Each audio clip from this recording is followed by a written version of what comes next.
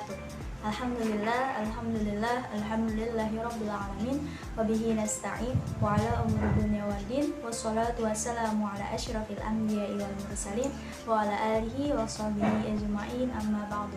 Perkenalkan, nama saya Muhimmatul Husna, mahasiswi UIN Syarif Hidayatullah Jakarta, Fakultas Adab dan Humaniora, Prodi Terjemah dari kelas 4C.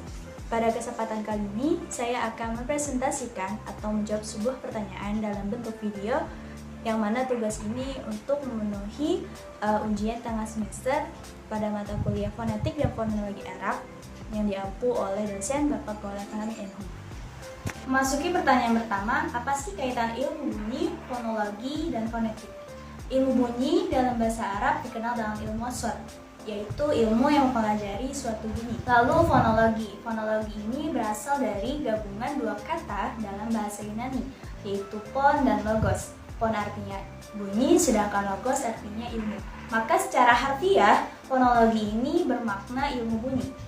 Lalu secara terminologi, fonologi adalah salah satu cabang linguistik yang mempelajari, membahas, atau menganalisis suatu runtutan bunyi bahasa. Menurut Krida Laksana yang dikutip dalam Kamus Linguistik, fonologi memiliki arti bidang pada linguistik yang mempelajari bunyi-bunyi bahasa berdasarkan fungsinya. Selanjutnya fonetik. Fonetik merupakan salah satu cabang ilmu bunyi yang mempelajari masalah-masalah bunyi tanpa memperlihatkan fungsi dan makna bunyi tersebut. Maka demikian antara ilmu bunyi, fonologi, dan fonetik ini saling berkaitan, yang mana fonetik ini masuk ke dalam cabang ilmu bunyi atau fonologi. Pertanyaan yang kedua yaitu, apa sih filosofi ragam fonetik? Fonetik dapat diklasifikasikan dalam 3 cabang. Yang pertama yaitu fonetik artikulatoris, fonetik akustik, dan fonetik audiatoris.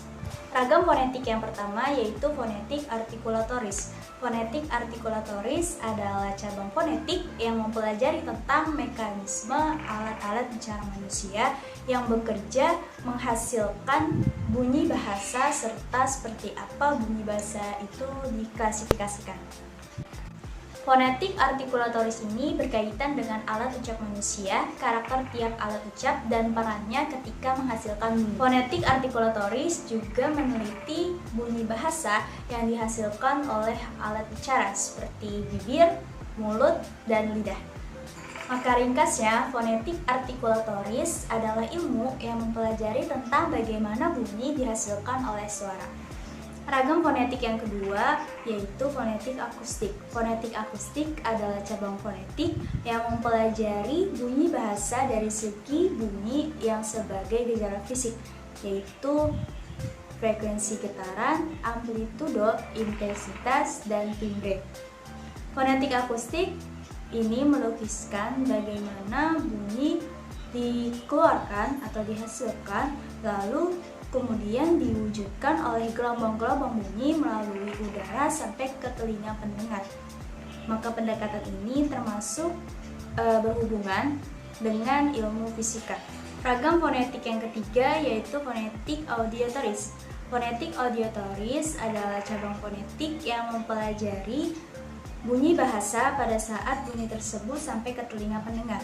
Fonetik audiatoris ini juga meneliti bunyi bahasa yang diterima oleh alat dengar orang yang diajak bicara.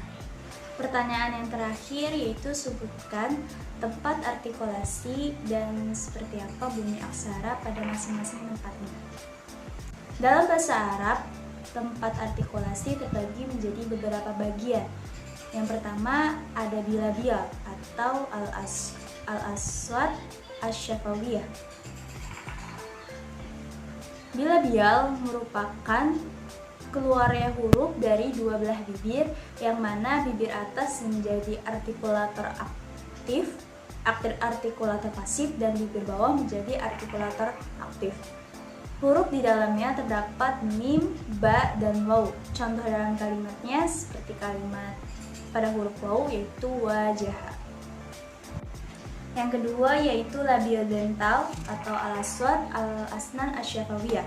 Labiodental merupakan keluarnya huruf dari gigi atas dan bibir bawah, yang mana gigi atas merupakan artikulator pasif dan bibir bawah menjadi artikulator aktif. Huruf di dalamnya yaitu terdapat huruf fa.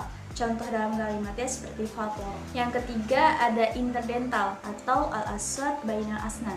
Interdental merupakan keluarnya huruf dari gigi atas dan pinggir lidah, yang mana gigi atas ini menjadi artikulator pasif dan pinggir lidah ini menjadi artikulator aktif.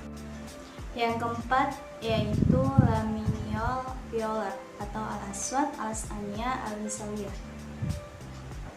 Laminial violar merupakan keluarnya huruf dari bagian gusi dan bagian depan lidah. Huruf yang terdapat di dalamnya yaitu huruf nun, lam, dot, dal, ta, dan to. Contohnya pada huruf nun dalam kalimatnya itu seperti nama. Yang kelima ada apical violar atau al-aswad al-misawiyah, yang merupakan keluarnya huruf dari bagian gusi dan bagian pinggir lidah. Contoh huruf yang terdapat di dalamnya yaitu huruf zai, sod, sin, dan ro. Yang keenam yaitu palatal atau al-aswad al-hanakiyah, merupakan keluarnya huruf dari bagian langit-langit mulut dan bagian tengah lidah. Contoh huruf yang terdapat di dalamnya yaitu ya, jim, dan shin. Yang ketujuh yaitu velar atau al-aswad al-qasiyah. Velar merupakan keluarnya huruf dari bagian langit-langit mulut yang lunak dan bagian tengah lidah. Huruf yang terdapat di dalamnya yaitu jim, kaf, dan ro. Yang kedelapan yaitu uvular atau al-aswad al-lawiyah, yang merupakan keluarnya huruf dari bagian langit-langit mulut yang menonjol ke bawah. Huruf yang terdapat di dalamnya yaitu huruf qaf. Yang terakhir yaitu glotal atau al-aswad al-hanjariyah, yang merupakan keluarnya huruf dari tenggorokan yang menjadi satu-satunya artikulator. Huruf yang terdapat di dalamnya yaitu hamzah a dan ain ha. Mungkin hanya itu saja yang bisa saya presentasikan. Kurang lebihnya mohon maaf. Wassalamualaikum warahmatullahi wabarakatuh.